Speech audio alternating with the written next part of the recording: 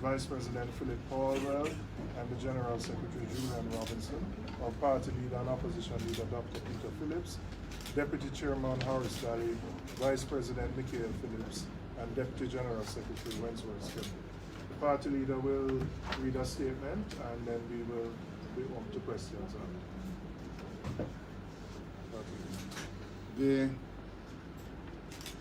Integrity Commission tabled in Parliament last week a report on the sale of rooms on the beach by Montego Beach 1975 Limited to Puerto Caribe Properties Limited and the sale of beachlands by the Urban Development Corporation to Puerto Caribe Properties Limited.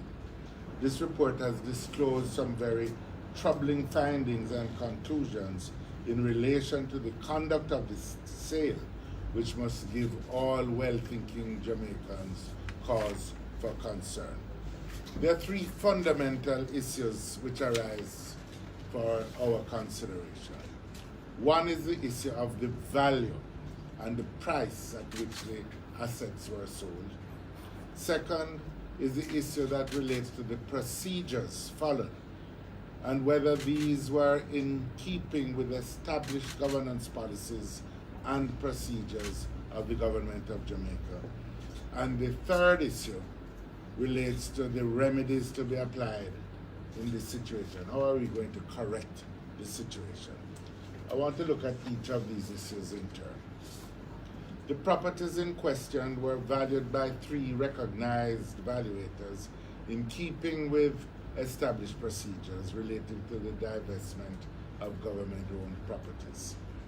They presented valuations for all the properties ranging from 11.8 million US to 13.5 million US dollars. However, all of the properties were sold for 7.2 million US dollars to the purchaser, which operates the Moon Palace Resort on their adjoining property. The price was therefore 4.6 million US dollars below the lowest valuation and 6.3 million US dollars below the highest valuation. The UDC has said that there was at the time, and I'm quoting from the report, strong interest from the private sector in the acquisition of the subject property for development as a high-end hotel, end quote. It is therefore reasonable to assume that the government could easily have obtained a price close to the higher valuation, more so from the entity already operating next door. We therefore maintain that the government gave away some 6.3 million US dollars, just short of 1 billion Jamaican dollars, or 47% of the value of this in-demand asset that was owned by the Jamaican people. And we must bear in mind that the valuations did not take account the value of the beachland, which was subsequently given as part of the deal to the purchasers. And so the discount is even greater than the 47% discount that the evidence points to. Much has been made of some, including the minister who took responsibility for the negotiations, according to the report, of the future benefits that were to be derived in terms of jobs and taxes, etc. Yet, there is no evidence offered that the country would not have had these investments or jobs or taxes if the property had been sold at the higher price.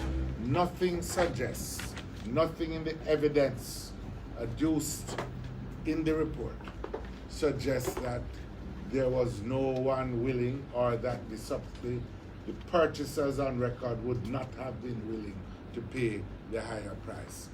At the very minimum, had the property been tendered, then an opportunity to form a truer estimate of the actual market value would have been determined. Moreover, even if there are to be future benefits, what would the government stand to gain in a country which cannot afford adequate hospital beds or desks for schools or classrooms? What benefit could there be for a government to sell a property below the market price? How did we get here? We are in this position because the procedures set out in government policy for divestment and privatization were not followed. As the report discloses, Minister Daryl Vaz improperly inserted himself in the negotiations, apparently taking charge of it, and failed to optimize the value for the country's assets. The UDC board, it would appear, was a mere rubber stamp for the process, and the cabinet took decisions without the necessary and important input of the Ministry of Finance. When it did consider the recommendations, the Ministries of Finance's expressed concerns were not taken into account. Prime Minister Holness apparently supported and facilitated the minister's actions and indiscretions. The report reveals the following in respect of Minister Vaz's actions. He obtained copies of the valuations from the UDC and advised UDC management that he was negotiating with the purchaser. He gave consent for the additional beach land to be included in the sale without change to the price. He, along with the Prime Minister, agreed the final price and informed the UDC acting general manager to present it to the board. Minister Vaz's activities elicited the following conclusions of the Office of the Contractor General. The UDC was unable to negotiate freely, they said, and from a position of strength with Puerto Caribbean Properties, quote, because of the direct involvement of the Honorable Minister Daryl Vaz and other state agencies. The Ministry of Economic Growth and Job Creation, through the negotiation process, surrendered its position of strength, that is, to negotiate a price close to market value, but instead it did completely the opposite. And the behavior of the minister, we are asserting, is contrary to the established policy governing the role of ministers. The ministers and possibly the Prime Minister's role in the sale of these properties is a direct breach of the provisions of certain laws and the best practice in government relating to the separation of responsibilities between the political directorate and public administrators. In fact, the minister has in newspaper advertisements defiantly, and one might say arrogantly, confirmed his direct involvement. The Financial Administration and Audit Act specifically states that accounting officers are, in relation to their respective departments, responsible for the disposal of all government property. The Act further makes clear that a minister cannot be the accounting officer. In addition, the Urban Development Corporation Act specifically states that the responsible minister's main role in this instance, which is the Prime Minister, is to give the UDC directions of a general character as to policy.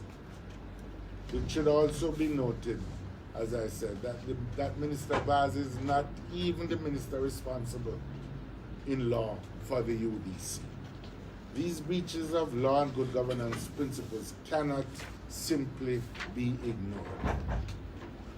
The general privatization policy of the government that was last updated in 2017 states, and I quote, the basic requirements for privatization transactions are that they must be transparent, at arm's length, and guided by market and economic valuations.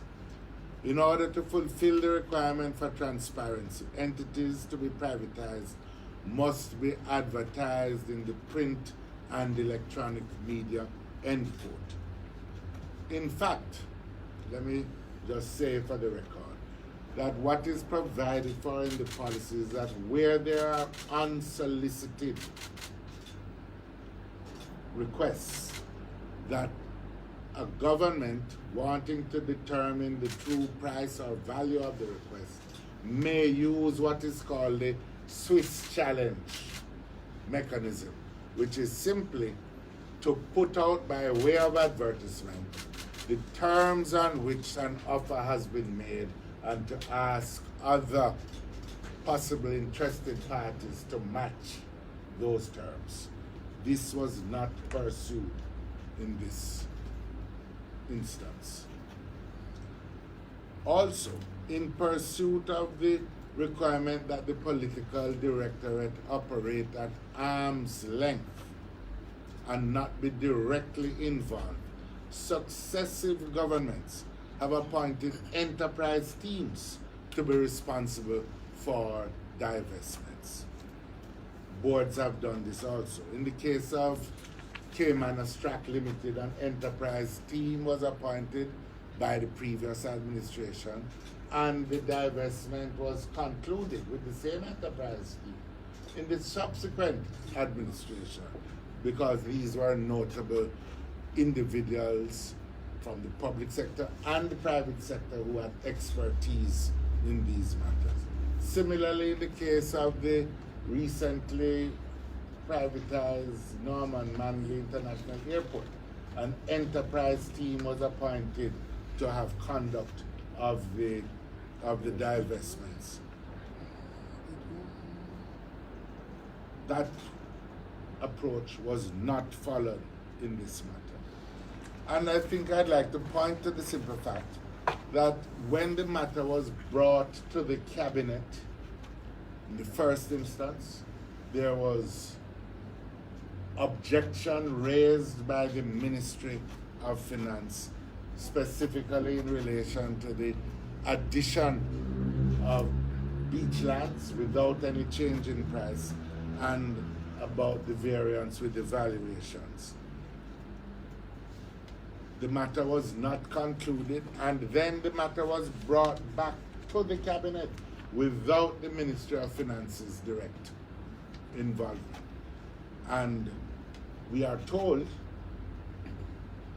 by the Prime Minister, quoted in the report, that he says the Ministry of Finance's considerations were subsequently taken into account in the final decision.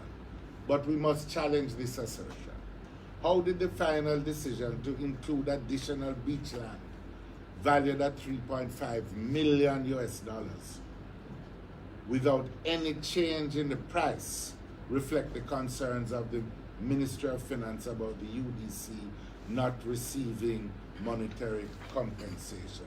And also, there is nothing in the cabinet decisions that has been spoken to reflected that there was any consideration of the views expressed through the Ministry of Finance by the international financial partners of the government of Jamaica that the government should not give up revenue, in this instance capital revenue, due to it.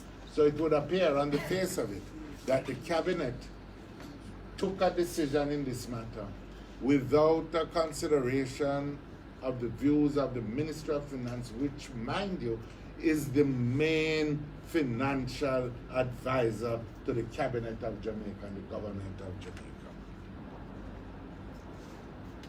The Prime Minister must also let us know whether he was aware at all of Minister Vaz's activities in relation to this matter, including his participation in negotiation, or was the minister on a frolic of his own?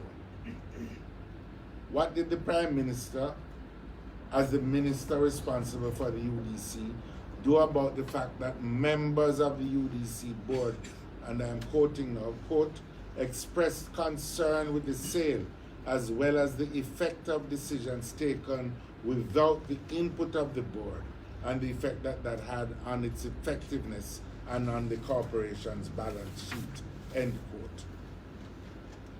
In summary, the government failed to comply with the requirement to optimize the income from the divestment process in keeping with section 2.2.7 of the Procedures Manual of the Government of Jamaica on divestment. Both the Prime Minister and Minister Vaz have sought to rely on an exception for where land is being divested for strategic purposes. Given the facts, however, there can be no justifiable reasons for a 47%, almost 1 billion, in fact more than 1 billion, if the beach lands are taken into account, discount on the value of properties belonging to the people of Jamaica. Let me restate. These properties are in a highly sought after area, prime beach land in the center of Ocherius. There was a strong interest, secondly, in the private sector to acquire it for high-end development. In fact, the fact that the property adjoining had an interest in the beach and in the adjoining properties would have conferred negotiating strength on the government, not weakness. And it is not a corporation that could not have found resources. They have multiple properties all over the world and in the Caribbean. Thirdly, a transparent exercise seeking competitive bids would have achieved the objective of finding a purchaser to undertake the same type of development on the adjoining property. Requiring development, performance, and employment creation as conditions for the disposal of its productive assets has been a policy of the UDC for decades. Whatever strategic considerations were in play could have been achieved without the heavy discount of 47% of the value of the property. Moon Palace would have had a special desire to acquire this adjoining property and the beach land which was leased to them. An astute negotiator for the government would have leveraged that fact to get maximum price for the property. For obvious reasons and certainly consistent with the Urban Development Corporation Act, it is not proper for a minister to be involved in negotiations for the sale of UDC assets. The Act specifically states that the responsible minister's main role, as we have said, is in relation to policy. So what is to be done? We support the recommendations of the Office of the Contractor General that an audit needs to be done.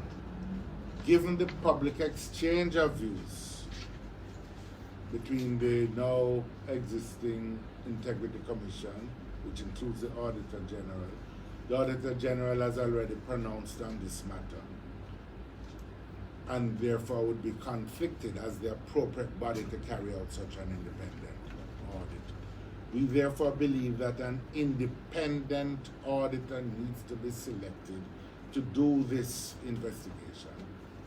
The independent auditor should be selected by a stakeholder group, which would include elements of the private sector, the National Integrity Action, Parliament, and our international financial partners. All of these should be part of the consultations which would select the auditor. Until an independent auditor is selected,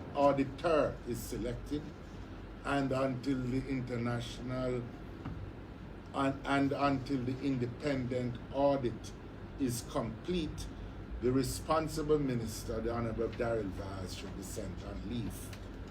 It is also our view that given the contradictions arising from the actions of the National Integrity Commission, including the Auditor General and the contractor general, former contractor general, Parliament needs to undertake urgently the review of the enabling legislation that underlies the National Integrity Commission, and that the composition of the commission needs to be reviewed. In fact, the very provisions of the Act call for a review to be done within 5 years.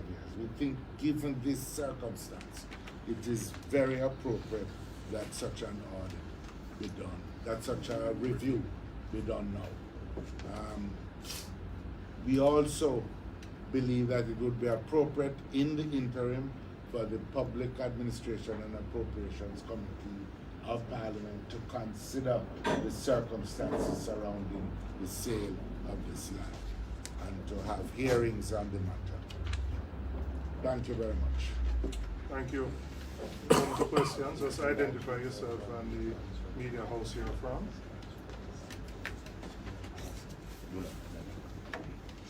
Siobhan Campbell, Nationwide News. Based on what your presentation, Dr. Phillips, are you therefore questioning the objectivity of the Integrity Commission in this matter? There are some issues that have to be answered. For example, by my count, there are some 5 reports done by the contractor general that were part of the legacy of that office prior to this new act having been brought into existence. Those reports were all tendered and issued without comment from the Integrity Commission. It is odd in this instance that they have chose to insert themselves in the process. I believe also that it is arguable that the proper role of the Commission in this matter would have been simply to allow the report to be presented in the Parliament, because they had no, unless they were going to do the investigations themselves all over again, they were not really in a position to determine the basis on which the conclusions were arrived at. But it wasn't only in the case of the OCG's role that they have functioned in this way, that is to say, to bring forward reports in relation to the Parliamentary Integrity of Members Commission also. They have done properly, in my view, simply carried forward the reports of the pre-existing commission. So that's one set of issues. It's another set of issues that probably we did not consider sufficiently when we agreed to the current composition of the commission, that other independent bodies, in this instance the Auditor General's Department, was part of the commission and would often be required, as was the case here, to fulfill a role further and independently in relation to some of these reports. So I think we need to consider the matter and of the adequacy of the current arrangements in relation to the National Integrity Commission. Dr. Phillips, you then don't put any weight to the opinions expressed by the Integrity Commission as it relates to the report by the former contractor general? As I said, there are many questions to be asked, more questions than there are answers. In fact, the Integrity Commission would need to be more specific as to the basis of their concerns and to share those with the public. And also, they need to tell us whether they have examined all the evidence, whether they have interviewed all the persons that were interviewed by the contractor general. I think it is very, very strange indeed and cannot be allowed to pass without more. And we'll have more to say subsequently. Just a follow-up, if possible. The Auditor General, you claim that she would be conflicted if she carries out an audit of this Why would you hold that view? Would she not be able to? Because she do has her job already as is? expressed her view as part of the National Integrity Commission.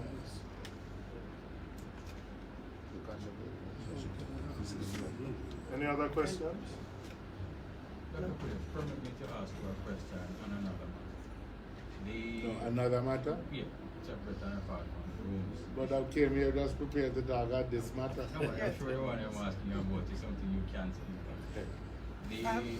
The report, the 2017 report from the Integrity Commission, it speaks to a number of persons not fulfilling their obligations. Some are from your side. The Prime Minister heads the list of persons from the other side. One, I wanted if you can comment on the signal it sends when the Prime Minister's declaration cannot be cleared by the Commission, that's one, but two, and something that you would have more control over is there are some members on your side who their declarations have been outstanding for some time. How do you intend to deal with that?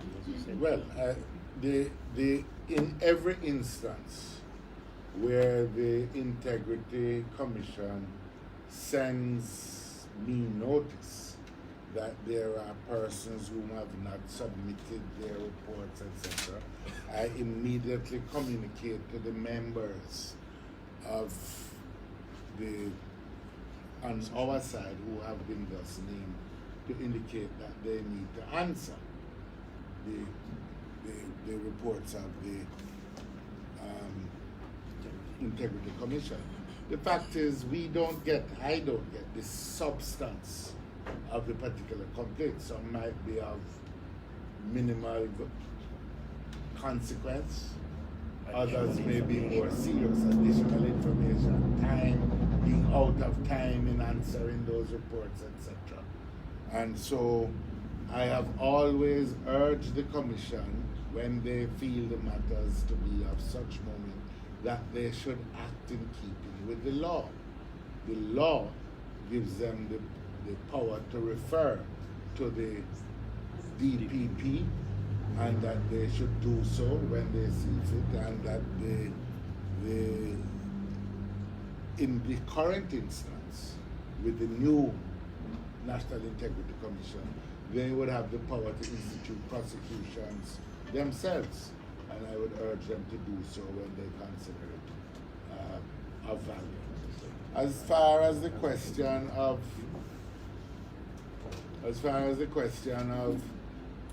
I think of the role of parliamentary leaders, I think it is incumbent on parliamentary leaders themselves to do the utmost possible to comply so that they can have the moral authority to their own members, in relation to their own members, and in relation to the country as a whole. But ultimately, the bodies must act, and in this instance, the